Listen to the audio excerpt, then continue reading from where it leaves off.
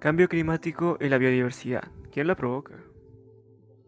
Se llama cambio climático a la variación global del clima de la Tierra. Esta variación se debe a causas naturales y a la acción del hombre, y se produce sobre todos los parámetros climáticos, temperatura, precipitaciones, nubosidad, etc., a muy diversa escala del tiempo. El cambio climático es un reto global que no tiene fronteras y que para combatirlo requiere del trabajo coordinado por parte de todos los países del mundo. Observación. El cambio climático ha estado presente siempre en la vida, pero hoy en día los cambios climáticos están ocurriendo a un ritmo cada vez más acelerado que en tiempos anteriores. ¿Qué o quién provoca el cambio climático tan acelerado? Mi hipótesis. La causa principal del cambio climático sería el efecto invernadero, que es la liberación de grandes cantidades de dióxido de carbono y otros gases a la atmósfera, informa la Agencia de Protección Medioambiental de los Estados Unidos.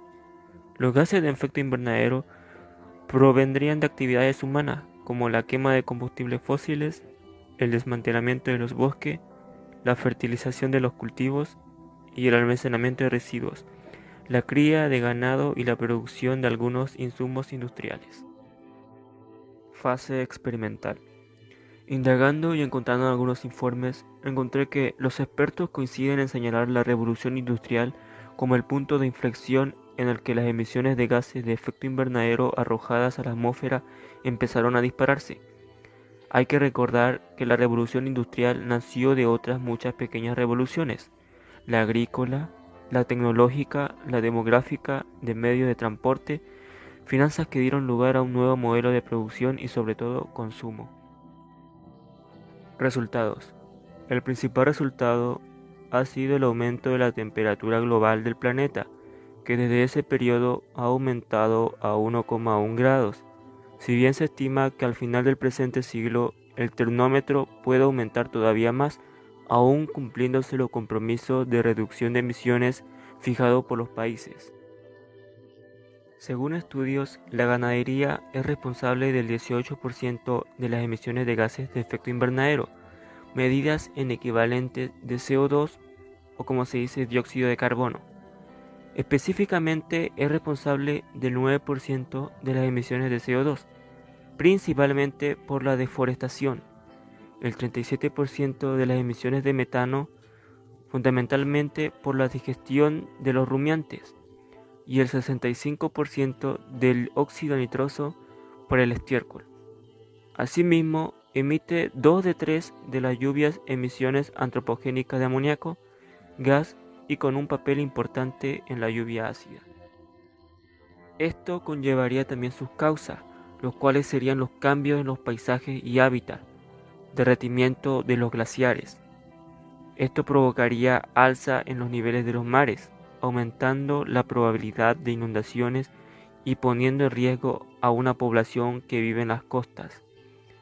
También vendría el aumento de riesgo de tormentas y sequías. El cambio en los ecosistemas y la desertificación provocan la muerte de entre 10.000 y 50.000 especies cada año.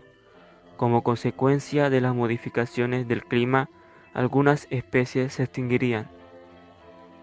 La Organización Mundial de la Salud explica que en los últimos 50 años, la actividad humana y en particular la emisión de combustibles fósiles han liberado grandes cantidades de dióxido de carbono y otros gases de efecto invernadero, emanación que aumentó en un 30% a partir de la revolución industrial, afectando al clima mundial.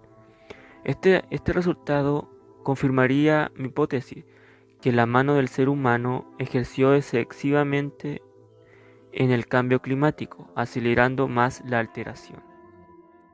¿Esto tiene soluciones? Sí, y te diré 5. La primera sería reducir las emisiones de gases producidos, como incrementar la generación de energía renovable. Segundo, ahorrando energía, cuidando un poco el uso de los electrodomésticos en casa, como no dejar enchufado el cargador de tu celular, sería un ejemplo. Número 3. Poner en práctica las 3 R de la sostenibilidad, que serían reducir, reutilizar y reciclar. Número 4. hacer dietas bajas en carbono, ya que ayudaría a que no se produzca tantos gases gracias a las industrias de la ganadería. Número 5, y la más importante, que sería menos deforestación. Los bosques actúan como sumideros de carbono, absorbiendo parte del CO2 en exceso presente en la atmósfera. Conclusión. Las soluciones para el cambio climático dependen en parte de los gobiernos de cada país, pero también depende en gran medida de la concienciación de cada persona.